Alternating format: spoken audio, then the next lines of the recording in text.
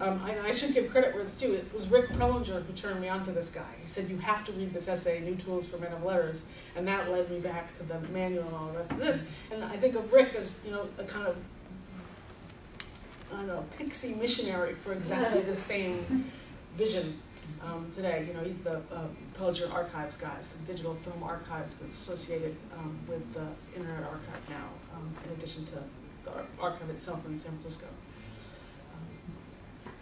I have a question just about something kind of mundane, but you were talking about the in-progress quality of the Typescript in the 30s, right? And I was just wondering about the proliferation of the typewriter, if it really was kind of, if it would have that impression, that sense of the personal, and that sense of something that was not necessarily associated with the professional, because basically it seems to me is talking to professionals, to professional editors and writers and publishers. So I guess I'm wondering about what, since you're talking about that this allows for the entry of the amateur, just how proliferate the technology was. Well, you know, I think by the 1930s, typewriters were just ubiquitous. Okay. And it's true that they weren't like home devices like phonographs, say, or radios. But nonetheless, I think that they're so endemic to institutions and business by the 1930s that there is a... It's sort of at the beginning of the portables, I guess. I haven't done enough. I should put that down. You know, but think of all the 30s movies, you know, that you've ever seen, and the typewriters there. So that, you know, I think that's part of what it's inspiring to me to think of the constantly internal process valence of the typewriter. The comparison that I was thinking about when you were talking, especially when you reached the annals of Cleveland, is not necessarily between the present moment or the electronic book and the Typescript, but between the Typescript and the whole project of state-sponsored cultural preservation, documentation, and so forth. And the same project as it's manifested in visual and architectural terms, I was thinking of WPA murals in particular. There's the same aspect of works for work's sake, but of course there's a marked aesthetic component. So one was supposed to see the labor, but one was supposed to see craft, techniques. A different kind of temporality, certainly not in progress. And the payoff is the present, but also the future. And the payoff, the temporality of the Typescript, the documentation, so forth, slightly different. Now they're all molding and so forth.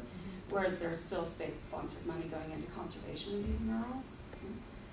But I'm just wondering too about the local aspect of things, because it's important that those murals are local, courthouses all over Nebraska, etc. And so too, it's important that those annals are in rural parts of Ohio. So the laboring population, there has to be interesting overlaps in the laboring population, in the thinking about why it is one needs to engage in a project of cultural documentation. How that links to the national project, how it links to the economy, etc. I don't know if doing that kind of comparison would tell you something interesting about the Typescripts or not. Yeah, well, you're right. I should sort of think through the other WPA projects in relation to HRS a little bit more clearly than I have. Because HRS is sort of so late, I've tended to just sort of jump over to it. But gee, what was I going to say? I do, in the chapter, kind of connect this to the project of schools.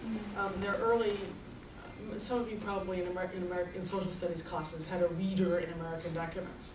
Well, some of the earliest and was long-lived of those readers come out of the 1930s too. So Henry Steele Commager, a famous American historian, publishes one. And there's a sort of big discussion about whether the documents Americans need to read are social and cultural documents or whether they're political documents, right? Can you just sort of give the documents of government and get the story, or do you also need the documents of the people somehow, without the crassness of that people thing, because of course it would have come loaded with Popular Front and anti-New Deal, all kinds of political weight. But that was sort of one connection. I thought I would go sort of that far to see people wanting, to conflicts within the field of history about what history should be like and how social and cultural it should be for the future. So a real question about whether history is a humanities or a social science, though it doesn't get framed in those terms. Though. It's that Peter Novick book, what's it called? The Noble Dream? That Noble Dream. It's about the profession of history, and it has a couple chapters on this period, very helpful. Small observation and a larger question. When Bill was talking about the pamphlets and proposals and so on, thought popped in my head to take a look at the RFCs, the request for comments, but they look a lot like Typescripts when they were originally set out. And they're essentially a manual form. Yeah, I think they were Typescripts when they were originally set out. Were they originally? Yeah. I mean, the first few. Yeah. Anyway, the larger question goes something like this. Just before you began your talk, and I was talking very briefly, you mentioned that you were irked by some of the digital humanities panels at the MLA. And just the half one I went to, but I'm sorry. The one that I was part of. Alan was the hero of that. And this paper of yours is framed by comparison, forward-looking to the digital humanities in particular. The kind of prehistory of digital that you are engaged in here, you can think about this as a larger mission or project. What would you want to be a takeaway lesson for the digital humanities? I mean, what is it digital humanities have to learn from this prehistory that would make it do something different than it's doing now? That's what I have to figure out. And so any thoughts that any of you have would be welcome.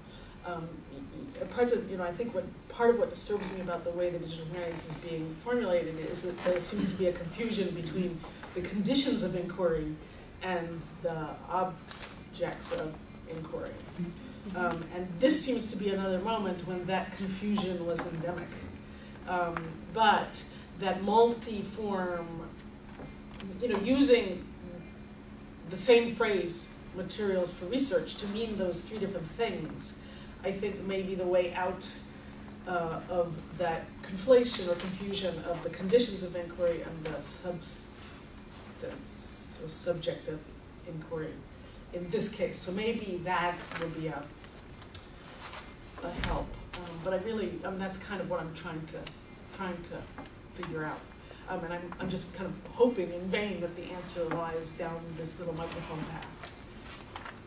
Because the Typescript book doesn't do anything for us today, but microphone really has and does.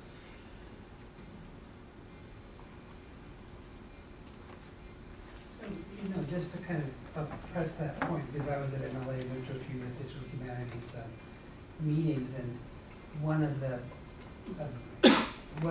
problems is that the people in digital humanities were most interested in making the digital broadly construed, the network computer, the topic, the object of investigation, that was close reading the digital, and yet they didn't, the discussion didn't seem to acknowledge the way in which we're approaching a point where everyone could become a digital humanist just by the materials that they use, the computer, the archive, the modes of publication could all be digital. And so is this a kind of a subset that's self-reflective and historical? Right, no, terrific, and yeah, I mean, if part of what's happening is the confusion of the conditions of inquiry with the object of inquiry, who among us could not say that the conditions of our inquiries are not digital?